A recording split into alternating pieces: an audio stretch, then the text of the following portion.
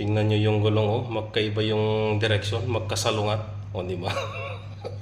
Iba na naman yung naisip nito, ah. Magkaiba talaga yung direksyon. Yari na naman yung may-ari dyan. Pagpapatakbuhin, sigurado madidisgrasya yan. Mayroon pang nakasabit na sasakyan dun sa kabila, oh. Tinitignan niya yung papel kung tama o hindi, pero mali yung ginawa.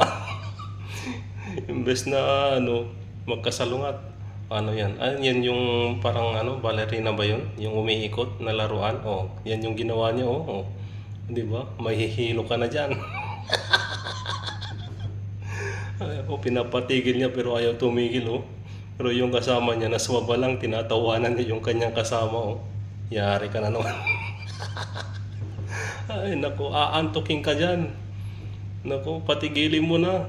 Aantukin ka talaga dyan. Oh, oh, tingnan nyo. Oh, inantok na talaga. Oh, oh. Dahil sa ginawa ng kanyang kasama. Oh, tingnan nyo yung mata niya. Wala na. Ay, babaliktad ka dyan, boy. Oh, nauntog tuloy sa tools. Ay, naku. Tingnan nyo yung mata. Wala, babaliktad ka dyan. Pag hindi ka ayan na. Oh, natumba na. Oh, iba na yung Wala dyan sa kabila. Sa kabila sa likod mo. Naku po. Ayan, dyan. Hindi dun. Anong ginagawa? Ano yan? Lulukuhin na naman ata yung kasama. Ay. Oh, yay. Tinusok yung wet po. Naku, gagantihan ka dyan.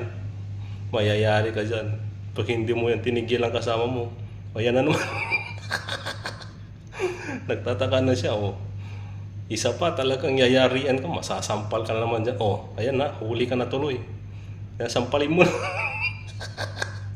Oh, di ba, sinampal na. Yari, ang kulit kasi din yung kasama nun, eh. Ay, nako.